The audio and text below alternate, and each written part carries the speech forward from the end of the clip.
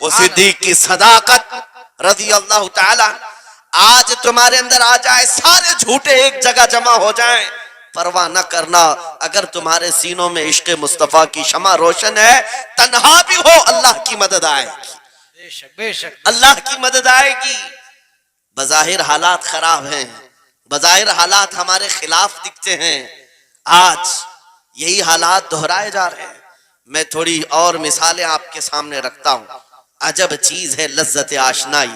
جسے یہ مل گئی وہ دنیا کی پرواہ نہیں کرتا، وہ دنیا کی مصیبتوں کو ٹھوکر میں رکھتا ہے. آپ کو پتا ہے وہ ایک خاتون جو احد کے میدان کی طرف بھاگے جا رہی تھی، اور آنے والے جنگ ختم ہونے کے بعد آنے والوں نے اس خاتون سے کہا، اے بی بی تجھے پتا ہے تیرے شوہر کا انتقال ہو گیا، شہید ہو گئے. اس نے انا للہ پڑھا اور آگے بڑھنے لگی. پھر کسی نے کہا تمہارے بیٹے بھی شہید ہو گئے. اس خاتون نے انا للہ پڑھا اور پھر آگے بڑھنے لگی. پھر کسی نے کہا تمہارا بھائی بھی شہید ہو گیا. ایک عورت کے لیے یہ رشتے بڑے اہم ہوتے ہیں، بیٹا ہو، بھائی ہو، شوہر ہو. اور عورتوں میں صبر کم دیکھنے کو ملتا ہے. جب کسی کے گھر میں میت ہوتی ہے سب سے زیادہ چیخ و پکار عورتوں کی ہوتی ہے. نوحہ کرنا، ماتم کرنا عورتوں کے اندر آتا ہے. لیکن رسول پاک صلی اللہ تعالی علیہ وسلم کی محبت جس خاتون کے دل میں ہو اسے عام عورتوں سے کمپیر نہ کرو. ایک ہی تنہا عورت ہے، باپ بھی شہید، بیٹا بھی شہید، بھائی بھی شہید، شوہر بھی شہید. چار موتوں کی خبریں جب ان کو دی گئی، اس خاتون نے کہا اے آنے والوں، سارے میرے رشتہ داروں کے موت کی خبریں سنا رہے ہو، ذرا یہ تو بتاؤ آمنہ کے لال سلامت ہے یا نہیں؟ آمنہ کے لال سلامت ہیں یا نہیں؟ آنے والے نے کہا اللہ کے رسول سلامت ہیں. اس خاتون نے کہا مجھے دکھا تو دو، ارونی، مجھے دکھاؤ کہاں ہے. لے جا کر قریب کیا گیا. حضور پاک صلی اللہ علیہ وسلم کے جلوہ جہاں آرا کو دیکھا، آنچل پھیلاتی ہے اور کہتی ہے یا رسول اللہ، یا رسول اللہ، کل مصیبت بعدک جلل. اے اللہ کے رسول، اگر آج سلامت ہے ہر مصیبت چھوٹی ہے، واہ واہ ہر مصیبت چھوٹی ہے. ان کا ہی یہ نعرہ تھا، ہر ستم ہر مصیبت گوارا ہے. یا رسول اللہ ایک بار کہہ دو کہ تو ہمارا. سبحان اللہ. نعرہ تکبیر، نعرہ رسالت، مسلک اعلی حضرت، عجب فیضان چیز اعلی ہے، حضرت. عجب چیز ہے لذت آشنائی. عجب چیز ہے لذت آشنائی.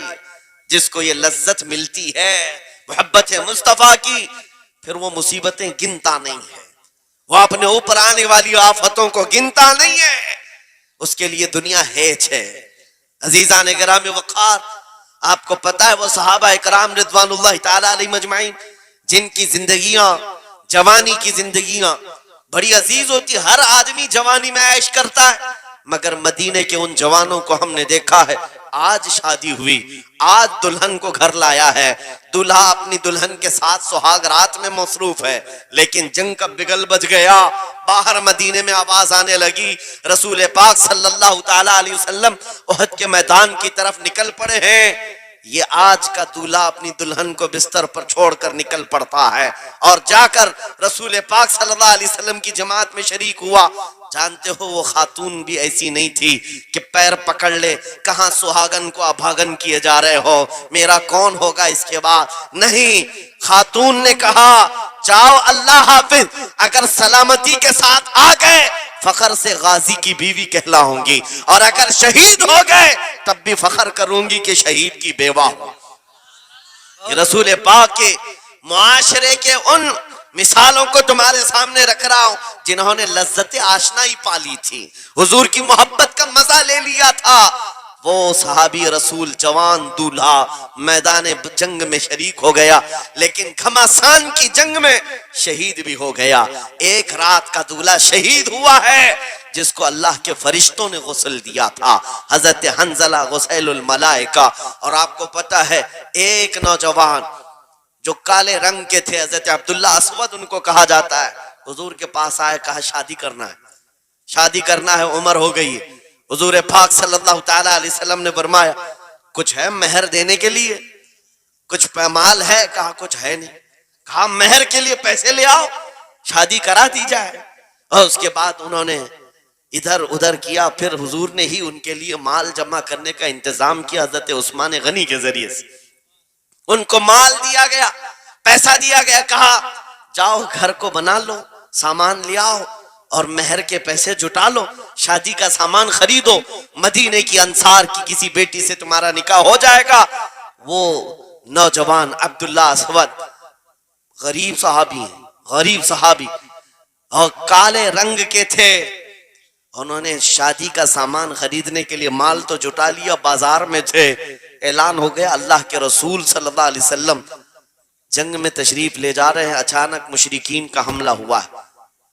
یہ جو نوجوان ہے شادی کا سامان خریدنے گیا تھا, جا کر گھوڑا خرید لیتا ہے اور ہتھیار خرید لیتا ہے, اور اس کے بعد جو زرہ ہوا کرتی تھی, لوہے کی ٹوپی, لوہے کا لباس سب خرید لیا, اور جتنا من تھا جو کبھی نہیں پہنا تھا وہ سارے ہتھیار خرید لیے, اور سج سنور کر گھوڑے پر بیٹھ کر کے آ گیا.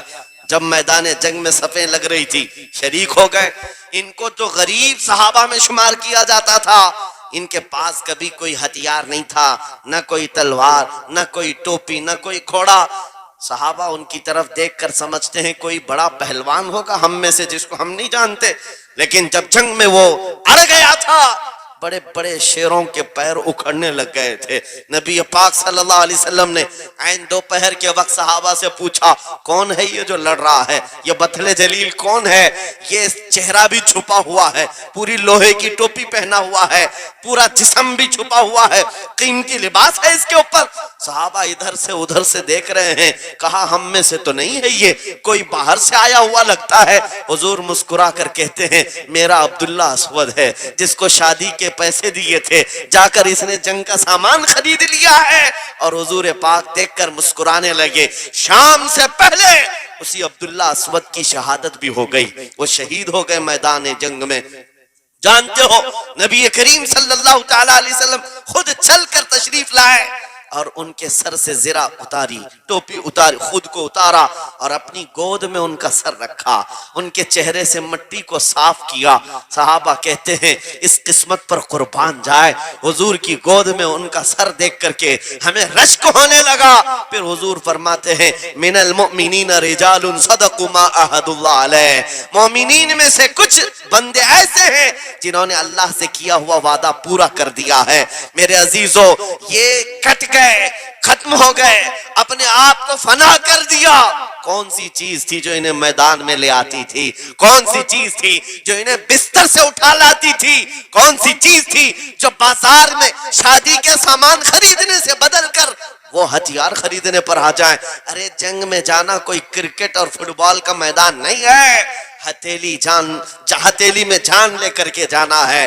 اچھے اچھوں کے حالات خراب ہو جاتے ہیں, ایک ڈنڈا دیکھ لیں, لیکن وہ نبی پاک صلی اللہ علیہ وسلم کے ساتھ ایسے نکل پڑتے تھے جیسے لگتا ہے روز کا کام ہے. یہ کون سی چیز ہے جو انہیں لاتی تھی؟ وہی اقبال کہتا ہے عجب چیز ہے لذت آشنائی, عجب چیز ہے لذت آشنائی. بدر کے میدان میں حضور جا رہے تھے, ایک گھر میں رات کو لڑائی چل رہی ہے. کس کے درمیان؟ باپ اور بیٹے کے درمیان. باپ بوڑھے ہو گئے ہیں, بیٹا لڑ رہا ہے, ابا آپ نہیں جائیں گے, آپ گھر میں رہیں گے, میں جاؤں گا. باپ کہتے ہیں نہیں بیٹا تو گھر سنبھال, میں جاتا ہوں, میری عمر ہو گئی ہے, میں جاؤں گا حضور کے ساتھ. تکرار اتنی بڑھ گئی کہ انہوں نے قرآن اندازی کی. چٹھی ڈالیں گے, جس کا نام نکلے گا وہ جائے گا. قرآن اندازی ہوئی 3 بار بھی ہوئی تو بیٹے کا ہی نام نکلا. باپ نے کہا مجھے نہیں چاہیے یہ تیری قرآن اندازی, میں حضور کے پاس لے چلتا, میں حضور کے پاس جاؤں گا. عجب چیز ہے لذت آشنائی. حضور کے ساتھ جانے کا جذبہ کیسا تھا. ارے وہ قرآن اندازی کر رہے ہیں اپنے آپ کو قربان کرنے کے لیے. کوئی مٹھائی کی تقسیم نہیں ہو رہی تھی کہ جا کر کے مٹھائی ایک لڈو لے آئیں گے. وہ جنگ کے میدان میں جانے کے لیے قرآن اندازی کر رہے ہیں. باپ بیٹے کی تکرار. پھر آئے بارگاہ مصطفیٰ میں, دونوں نے دلیلیں رکھی. باپ نے کہا یہ جوان ہے, گھر سنبھالے گا, مجھے آپ کے ساتھ جانے کی اجازت دیجئے. بیٹے نے کہا یا رسول اللہ میدان جنگ جوانوں سے زیادہ بھرپور ہونا چاہیے, طاقت کا زیادہ استعمال ہوتا ہے. میرے باپ کو آپ کہیں گھر پر دیکھیں یہاں کے حالات وہ سنبھالے، میں آپ کے ساتھ چلوں گا۔ حضور پاک نے جوان کی بات سن لی اور بوڑھے صحابی سے کہا آپ گھر پر رہے، آپ کا جوان جائے گا۔ اتنا جملہ کہنا تھا، چیخ نکلی ان کی، دھاڑے مار کر رونے لگے، کہا ہائے افسوس، اس بڑھاپے پر تف ہے مجھے، اس بڑھاپے نے مجھے نبی سے دور کر دیا۔ عجب چیز ہے لذت آشنائی، عجب چیز ہے لذت آشنائی۔ وہ بوڑھے ہو جاتے تب بھی یہ سوچتے کہ حضور کے ساتھ جانے کا موقع ملے۔ ایک خاتون آئی، میں یہ سب مثالیں رکھتا ہوں، اے نوجوانوں پھر تم سے پوچھتا ہوں، کیا لذت آشنائی تمہیں بھی ملی ہے؟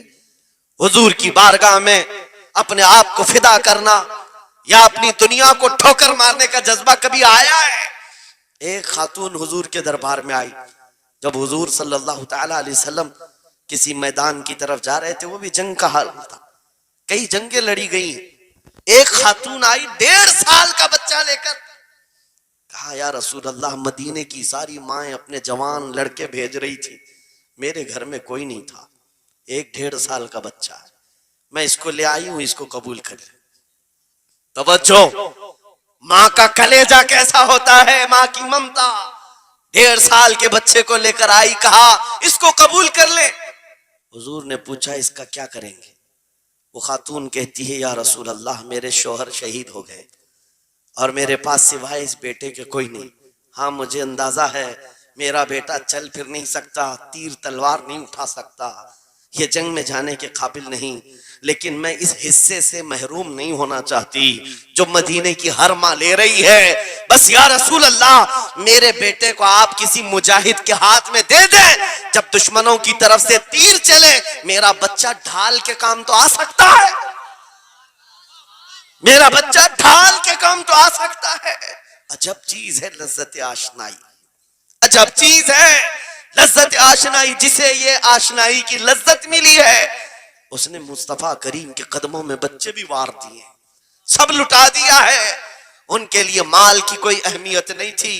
آپ کو پتہ ہے صدیق اکبر رضی اللہ تعالیٰ عنہ کے گھر ایک بار رسول کریم صلی اللہ علیہ وسلم تشریف لائے اور وہ اس وقت عبادت میں مصروف تھے، اچانک حضور کریم اکرم صلی اللہ تعالیٰ علیہ وسلم گھر جیسی آئے، دروازہ کھلا، حضور سیدھے ایک کمرے کی طرف گئے، وہاں ایک صندوق رکھا تھا اور اس میں کچھ مال تھا۔ حضور اکرم صلی اللہ تعالیٰ علیہ وسلم نے اس صندوق سے مال کو اٹھایا، حضرت ابوبکر صدیق مسکرائے اور کہا شکرن للہ، اے اللہ تیرا شکر ہے۔ حضور پاک نے ان کے مال کو جیسی اٹھایا، کہتے ہیں میں ابھی اللہ کریم کی بارگاہ میں دعا یہی کر رہا تھا، اے مولا بس تو اتنا کرم کر دے تیرا رسول میرا پورا مال اپنا سمجھا کرے، اپنا سمجھ لے۔ وہ اپنے آپ کو سب لٹا دیتے، پھر کہتے میرے عزیزو عجب چیز ہے لذت آشنائی، جسے یہ مل گئی ہر مصیبت اسے چھوٹی لگتی ہے، ہر مصیبت ہلکی لگتی ہے۔ اب آؤ میں تم سے پوچھتا ہوں، یہاں تھوڑی سی تکلیفوں پر بلبلا اٹھتے ہیں، تھوڑی سی تکلیف کیا آئی کہ تتر بتر ہو جاتے ہیں۔ تمہارے آج اتحاد کو دیکھنے کے لیے آنکھیں ترس گئی ہیں، ہمارے اختلافات اتنے بڑھ گئے، اتنے بڑھ گئے، ایک جماعت ہے، ایک سنیت ہے، ایک مسلک ہے، لیکن ایک دوسرے سے مصافحہ کرنا نہیں چاہتا، ایک دوسرے سے گلے ملنا نہیں چاہتا۔ علماء کی جماعتیں الگ، پیروں کی جماعتیں الگ، کیا یہ جینے کے سلیقے ہیں؟ کیا تمہیں لذت آشنائی نہیں ملی ہے؟ نبی کریم صلی اللہ تعالیٰ علیہ وسلم کی آشنائی کی لذت جسے ملتی ہے وہ نفس کو مار دیتا ہے، اس کے پاس سوائے حضور کی نسبت کے کسی چیز کا خیال نہیں ہوتا، کسی چیز کا خیال نہیں ہوتا۔ صحابہ اکرام کی بات میں آپ کو بتاؤں، آج دنیا میں اس طرح ہماری طرف جو نظریں اٹھی ہیں اس کی وجہ یہ ہے کہ ہمیں توڑ دیا گیا ہے۔ وہ 100 سال پہلے انگریز یہاں یہ کہتے تھے، جس کو اقبال نے کہا ہے یہ فاقہ کش موت سے ڈرتا نہیں، ذرا روح محمدی اس کے بدن سے نکال دو۔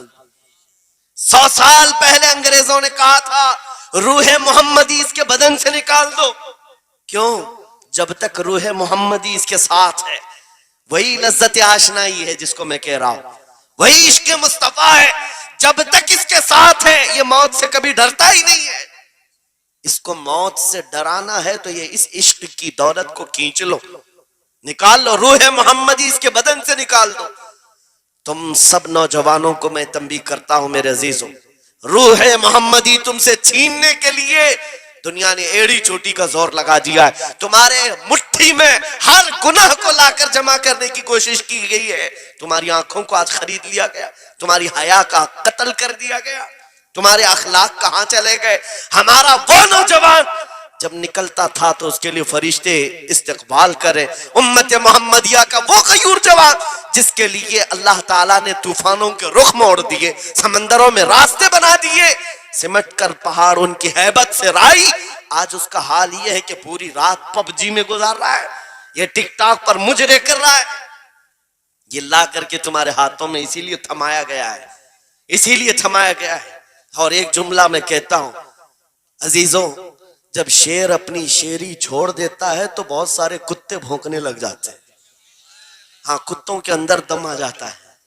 آج دیکھ رہے ہیں ہم، ادھر سے کتا ادھر سے کتا، ہر کوئی منہ اٹھائے بھوکے جا رہا ہے، کبھی حضور پر، کبھی اسلام پر، کبھی قرآن پر۔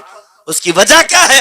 محمد عربی کے شعروں کو نیند آ گئی ہے، یہ غفلت میں ہے، اور یہی چاہتی بھی ہے دنیا کہ یہ نوجوان نشہ میں ملوث رہیں، یہ دھت رہیں، حسن کے پیچھے بھاگتے رہیں، دولت کے پیچھے ایک دوسرے کا قتل کرتے رہیں۔ دنیا یہ چاہتی ہے محمد عربی کے شعروں میں ہوش کبھی نہ آئے، ورنہ ان کو بھی پتا ہے کہ جس دن یہ کھڑا ہو گیا بہت سارے کیڑوں کی موت آ جائے گی، بہت سارے کتوں کو یوں ہی کھجلی شروع ہو جائے گی۔ تمہیں اٹھنے دینا نہیں چاہتی دنیا، کبھی کبھی بیدار ہونے نہیں دینا چاہتی، مگر جب تک ہمارے پاس آواز ہے، جب تک زبان ہے، ہم بولتے رہیں گے۔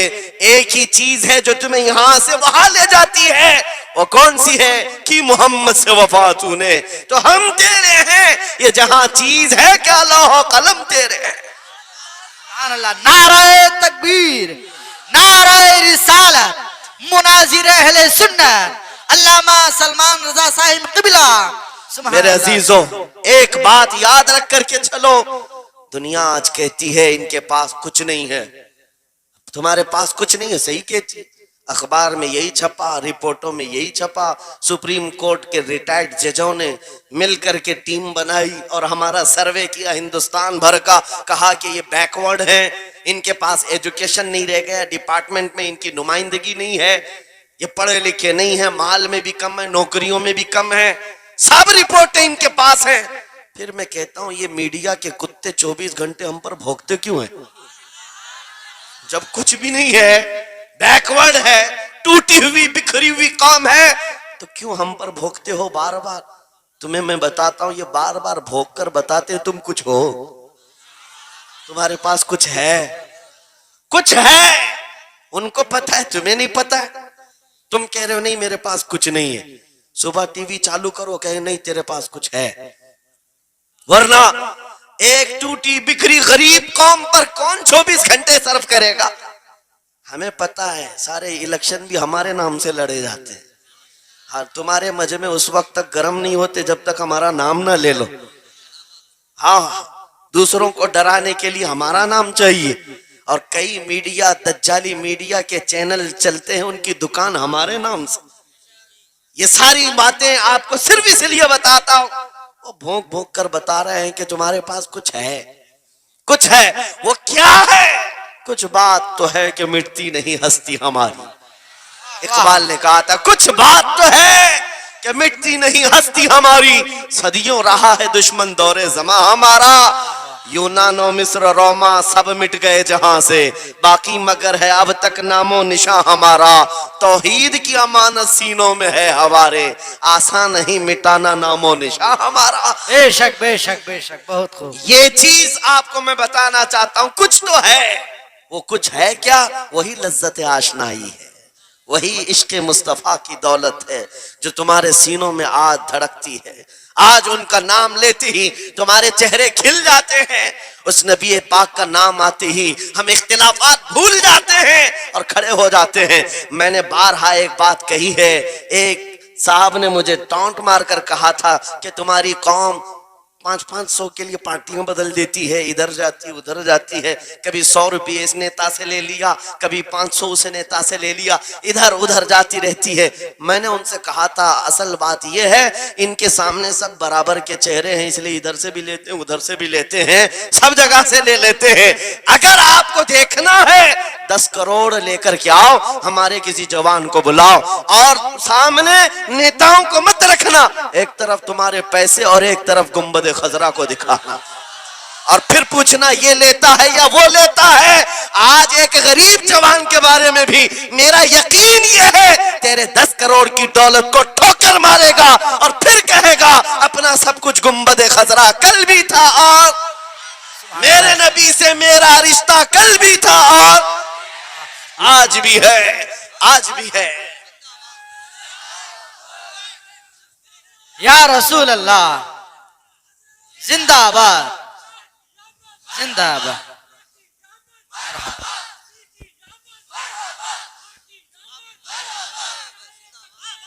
نہ ہو مایوس اقبال اس کشت ویراں سے. ہم بھی یہی کہتے ہیں, میں مایوس نہیں اس کشت ویراں سے. یہ جو کھیتی ہماری ٹوٹی بکھری ہوئی دکھ رہی ہے, لوگ کہہ رہے ہیں کھلیان ختم ہو گئے, اب کھیتی میں کچھ نہیں ہے. خود کھیتی میں کچھ نہیں ہے تو پھر سارے ادھر کیوں منہ لگائے بیٹھے ہیں؟ ہم کو پتا ہے ذرا نم ہو تو بڑی زرخیز ہے یہ مٹی, ذرا نم ہو تو بڑی زرخیز ہے یہ مٹی. ہمارے جوانوں کو آوارہ تم نے کیا ہے, ہمارے جوانوں کو نشہ تم نے بانٹا ہے. ان کو سب پتا ہے ہمارے محلوں میں نشہ آتا کہاں سے ہے, دیتا کون ہے, کھاتا کون ہے, کھلاتا کون ہے, پلاتا کون ہے, سب پتا ہے. لیکن تم نے باضابطہ پلاننگ کے ساتھ ان کو نشہ اور چیزیں کھلائیں. اسی لیے مجھے پتا ہے محمد عربی صلی اللہ علیہ وسلم کے یہ شعر جس دن بیدار ہو گئے, کہیں ایسا نہ ہو ان کے ہاتھوں میں کیا کیا پکڑایا گیا, موبائل, انٹرنیٹ, فیس بک پہ 24 گھنٹے لگے رہو, چیٹنگ کرتے رہو, انسٹا میں لگے رہو, یوٹیوب میں لگے رہو, تم اسی سوشل میڈیا پر جن کے 18 گھنٹے خرچہ کرتے رہو, پورن ویڈیو, ننگی تصویریں, پتہ نہیں کیا کیا اخلاق سوز چیزیں تمہارے سامنے لا کر دنیا نے رکھی کہ تم اسی میں مصروف رہو. اسی لیے میں کہتا ہوں میرے عزیزوں, انہیں ڈر ہے اس بات کا, موبائل مفت میں چاہے تو پکڑا دو ان کو, انٹرنیٹ مفت میں چاہے تو پکڑا دو, کہیں ایسا نہ ہو اس جوان کے ہاتھ میں خالد بن ولید کی سیرت آ جائے, کہیں اس جوان کے ہاتھ میں صلاح الدین ایوبی کی سیرت نہ آ جائے, کہیں یہ جوان ٹیپو سلطان کو پڑھنے نہ لگ جائے, کہیں یہ اورنگزیب کا نام سننے نہ لگ جائے. اسی لیے مار مار کر کے اس طرف سے چہرہ موڑ دیا گیا ہے. عزیزان گرامی وقار, وہ 1000 موڑے.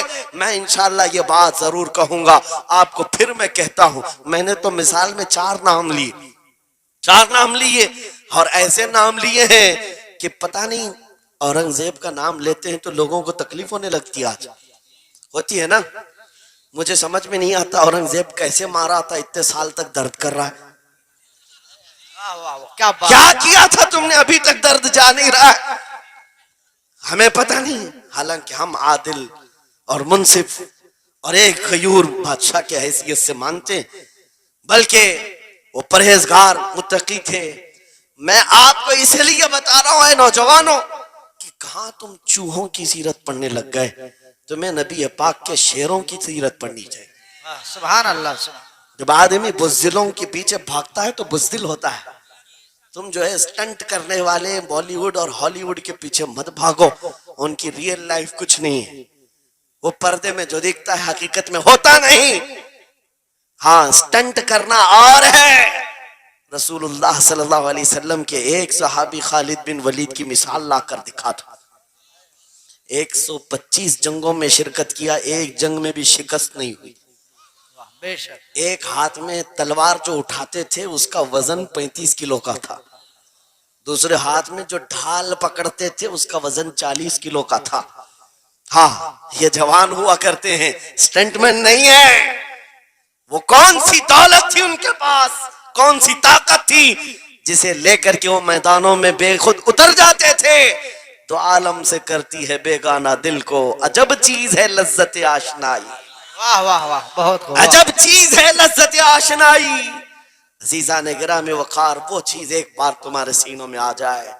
میں آج پوچھتا ہوں دل پر ہاتھ رکھ کر کے بتاؤ, اتنے دنوں سے جوان ہو گئے، بڑے ہو گئے، سمجھ آ گئی، عقل آ گئی، کیا کبھی کوئی رات ایسی آئی ہے تمہارے دل میں تڑپ پیدا ہو گئی ہو، بار بار حوق اٹھتی ہو؟